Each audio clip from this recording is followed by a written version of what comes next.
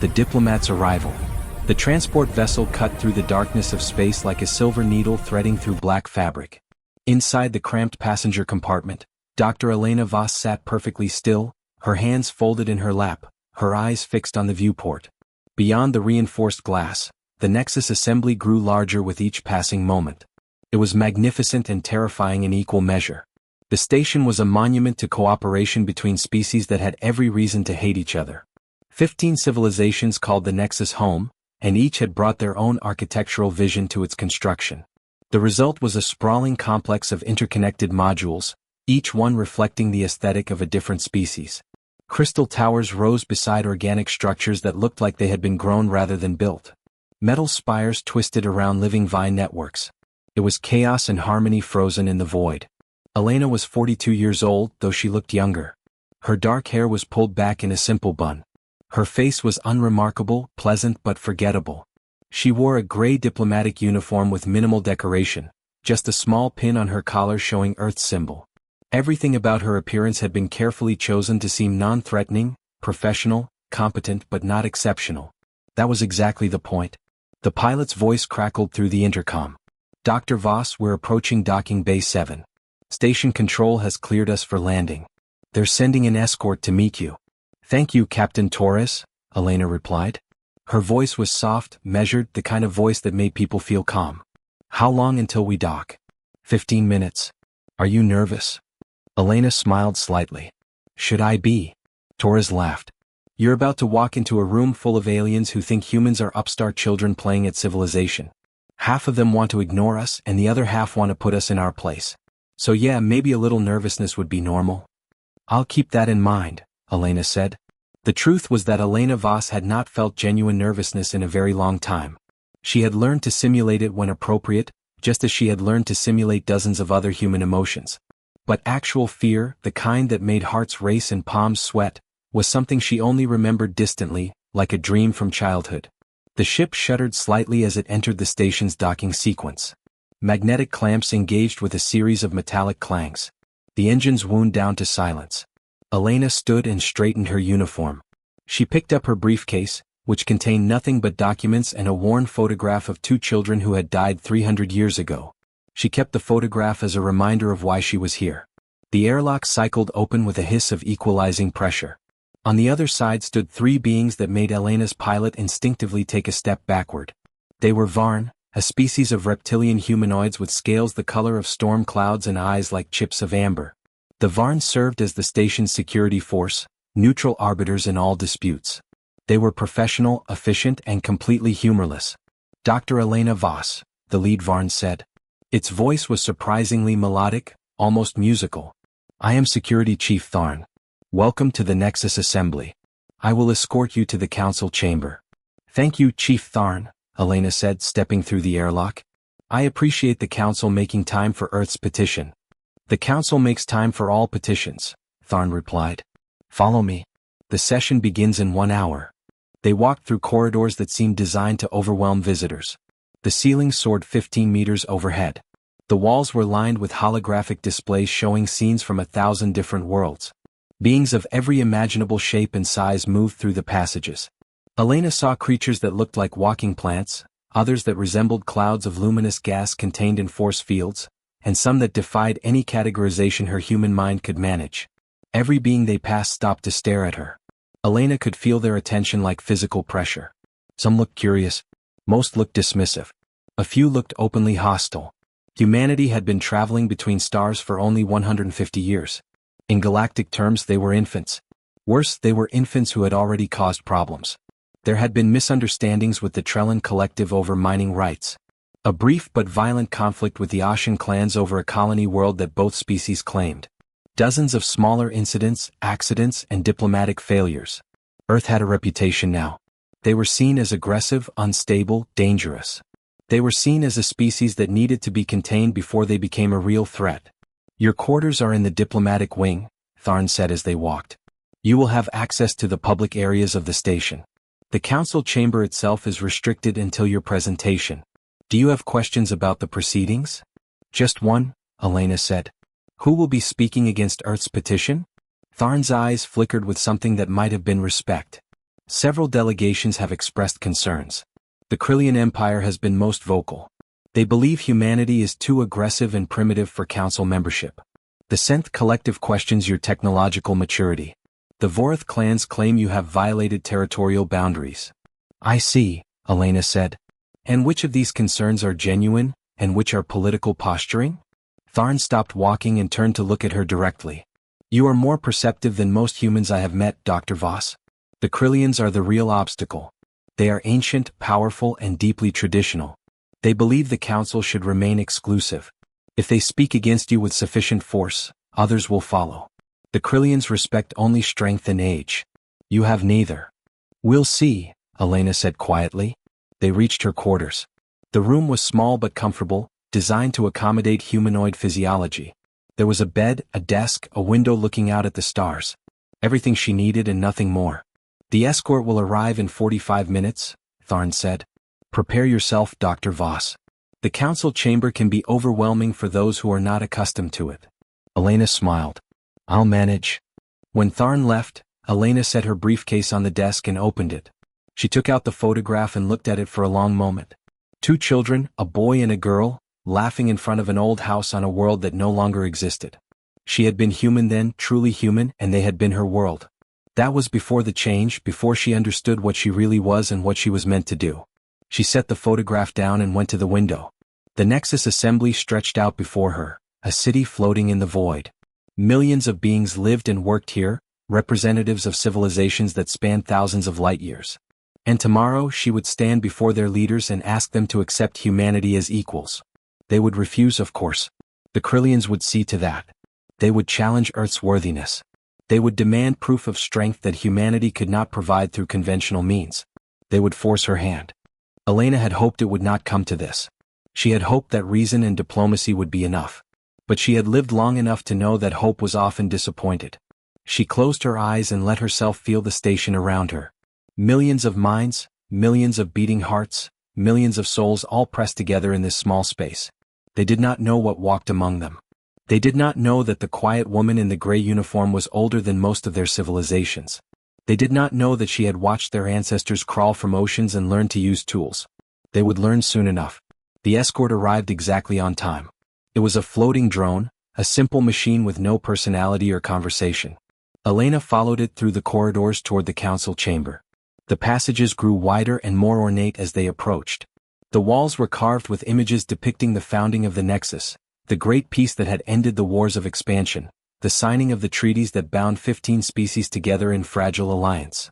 They reached the entrance to the council chamber. The doors were massive, 30 meters tall, made of some material that seemed to shift between metal and crystal. They opened silently, revealing the chamber beyond. Elena stepped inside and stopped. Even having prepared for this moment, even knowing what to expect, the sight took her breath away. The chamber was enormous, a perfect sphere carved out of the station's heart. The floor was transparent, showing the stars below. The ceiling was transparent, showing the stars above. All around the edges were 15 platforms, each one elevated and designed for a different species. And on those platforms stood the representatives of the Galactic Council. The Krillians were there, massive insectoid beings with armored carapaces and multiple limbs. Their empress, a creature called Zarthek, stood at the front of their platform. She was ancient beyond measure, her shell scarred from 1,000 battles. The Senth Collective occupied another platform, beings of pure energy contained in crystalline shells. The Vorath clans, the Meridian Swarm, the Trellin Collective, all of them were present. Ancient species, powerful species, species that had shaped the galaxy for millions of years. And at the center of the chamber was a single podium. That was where Elena would stand.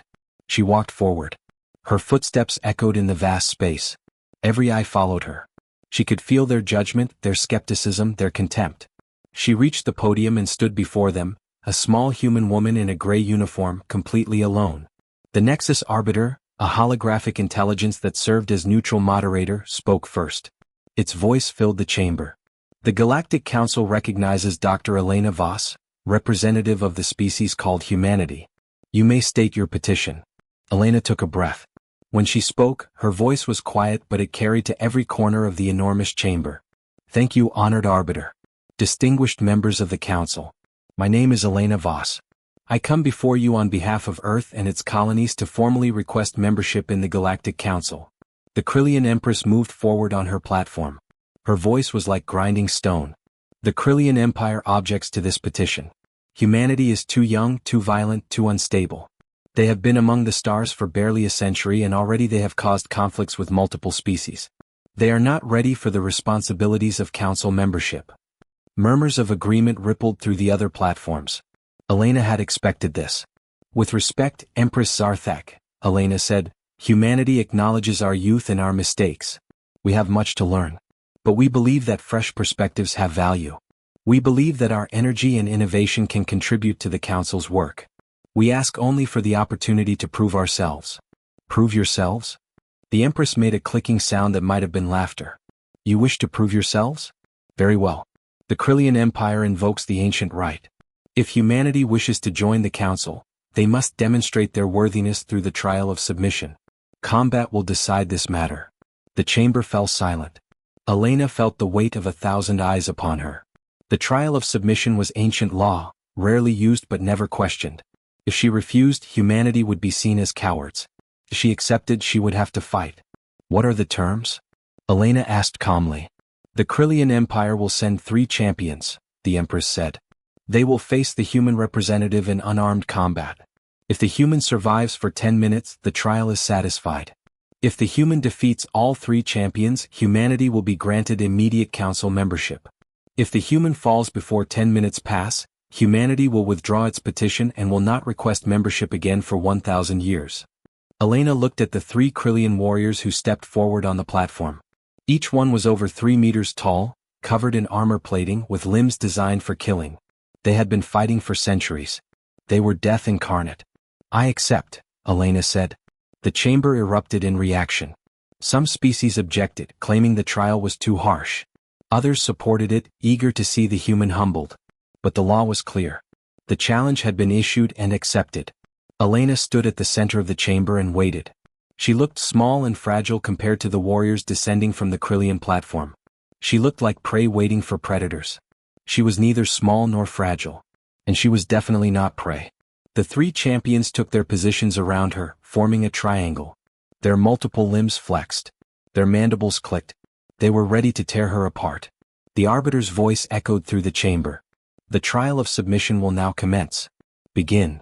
The first champion struck. The revelation. The Krillian champion moved with speed that should have been impossible for a creature its size. One moment it stood 3 meters away, the next its bladed limb was sweeping toward Elena's throat with enough force to decapitate a human in a single strike. The attack was perfect, honed through centuries of combat, executed with the precision of a species bred for war. Elena did not dodge. She did not raise her hands to defend herself.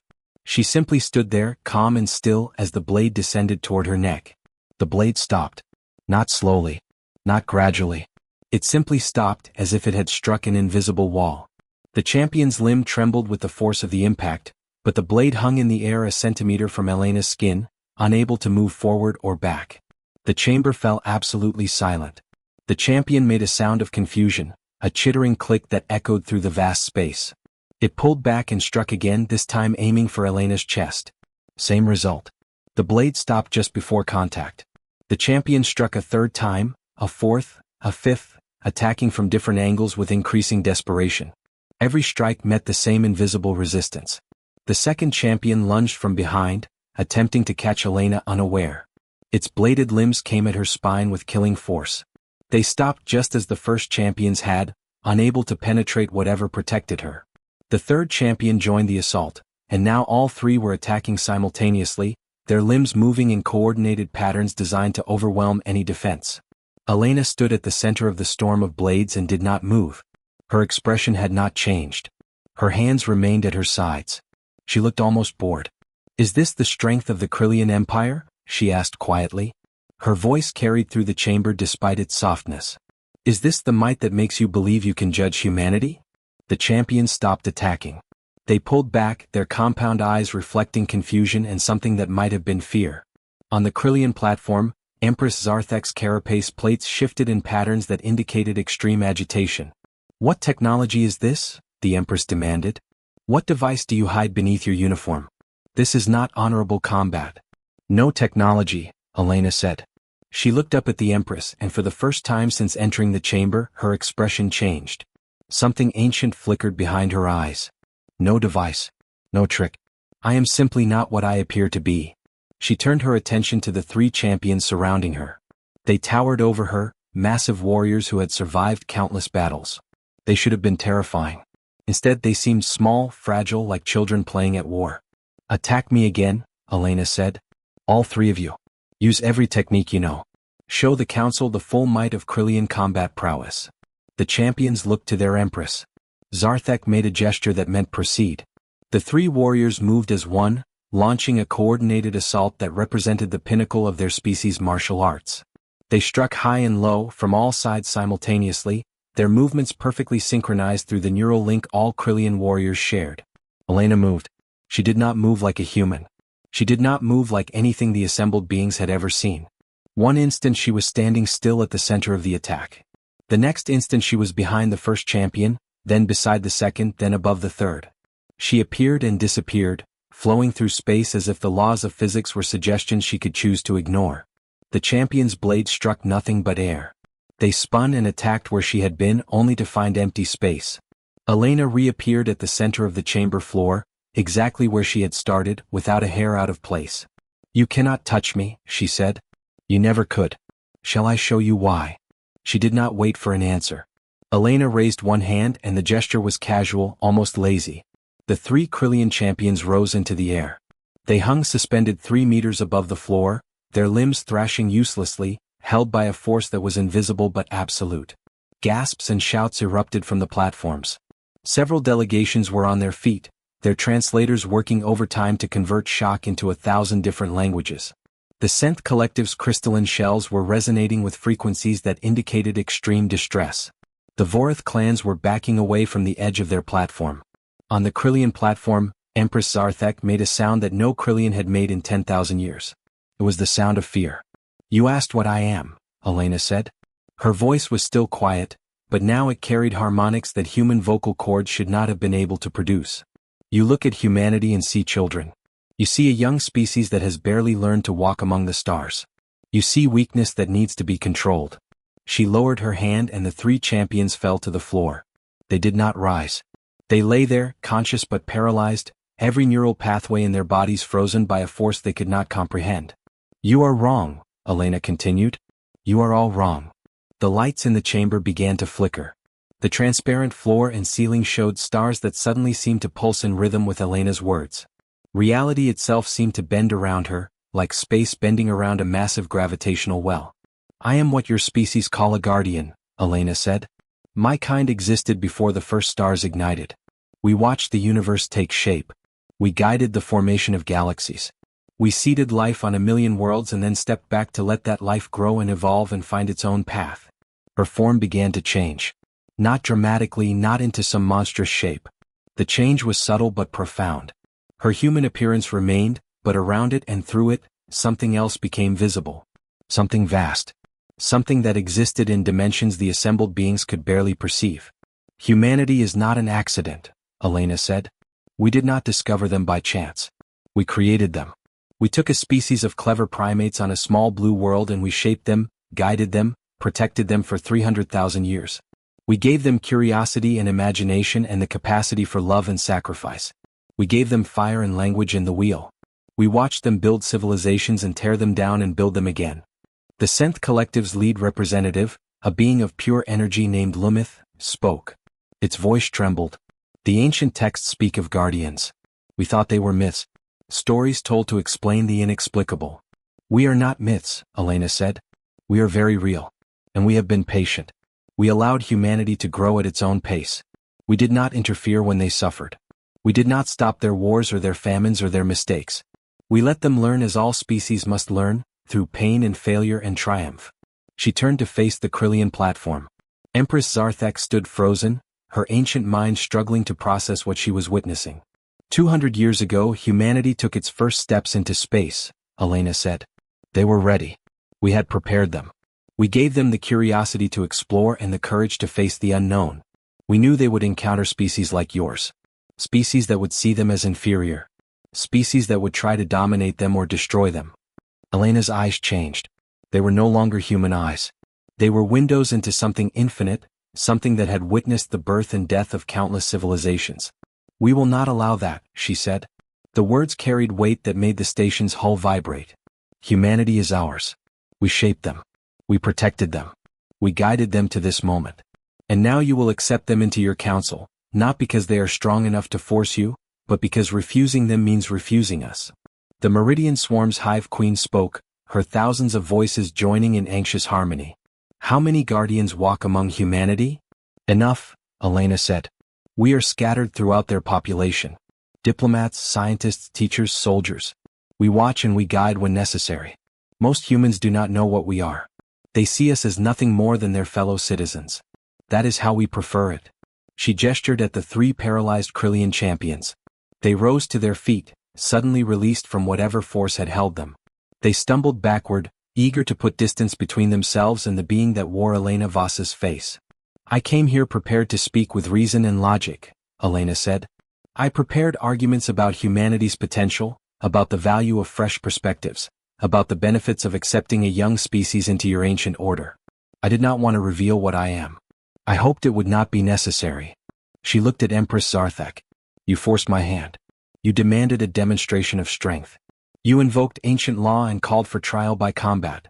So I showed you strength.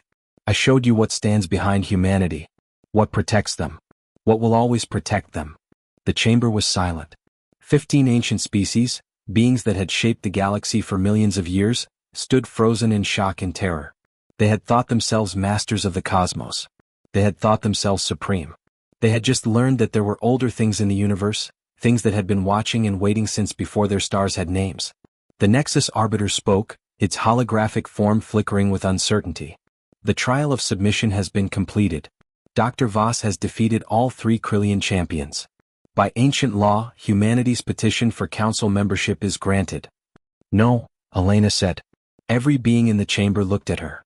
"Not like this. I do not want humanity admitted to the council because you fear what I am. I want you to accept them because you recognize their potential. I want you to see them as partners, not threats." She let her form shift back fully to human. The vast presence that had filled the chamber withdrew, compressed back into the small woman in the gray uniform. She looked tired now, almost sad. "Humanity will continue to grow," Elena said. "They will make mistakes. They will sometimes be aggressive, stubborn, difficult.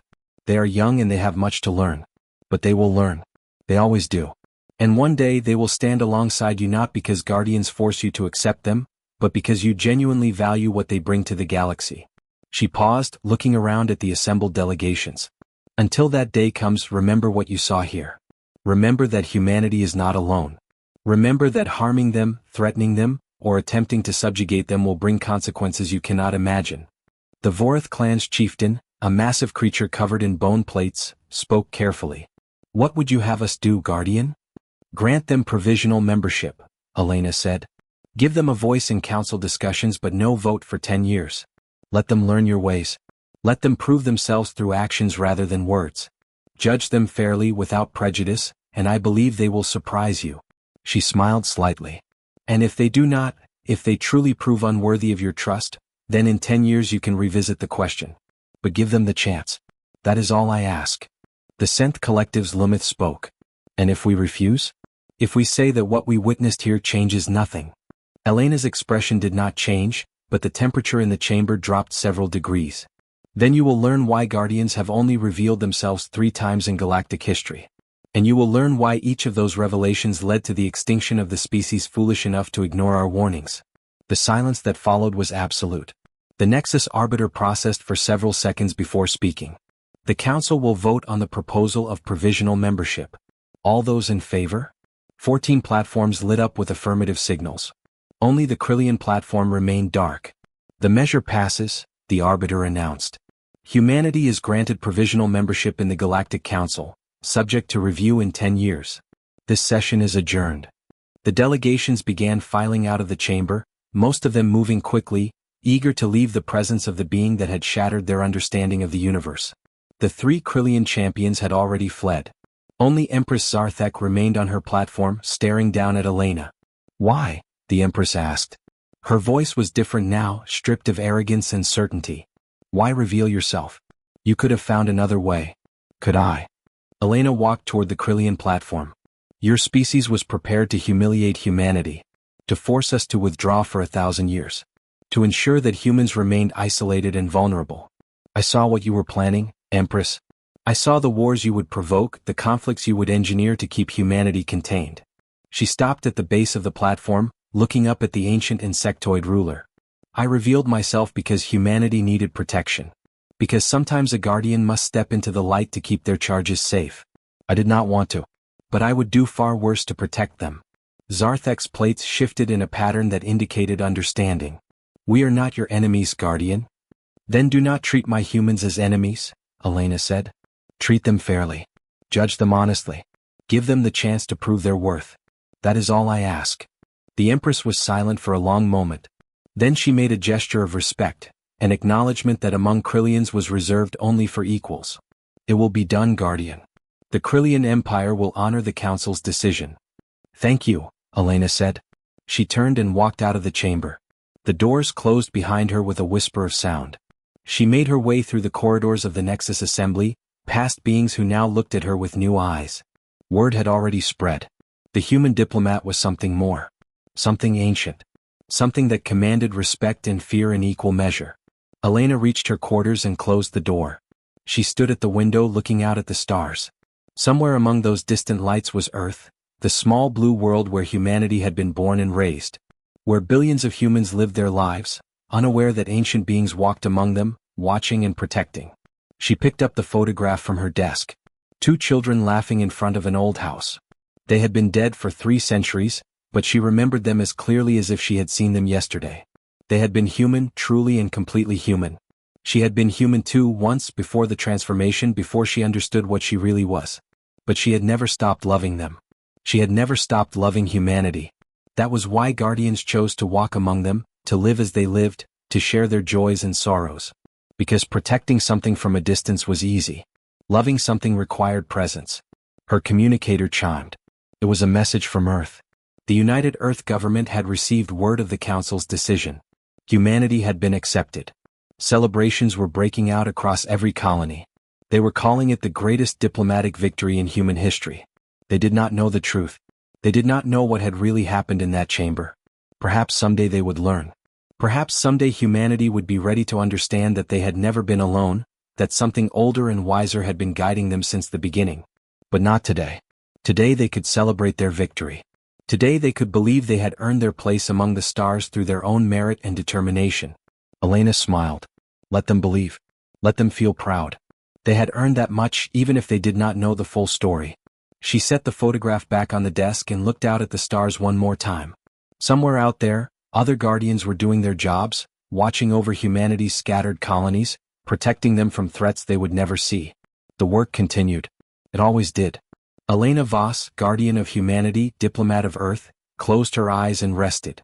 Tomorrow would bring new challenges. Tomorrow the real work would begin, helping humanity navigate the dangerous waters of galactic politics, ensuring they grew strong enough to stand on their own. But tonight they had won. Tonight, humanity had taken its place among the ancient civilizations of the galaxy. And though they did not know it, they had done so with the protection of beings who had watched over them since before they learned to speak. The stars burned bright outside her window. The universe spun on. And somewhere in the darkness, ancient eyes watched and waited, ready to protect the species they had created, the species they loved, the species they would defend against anything that threatened them. Humanity was not alone. They never had been. And as long as Guardians walked among them, they never would be.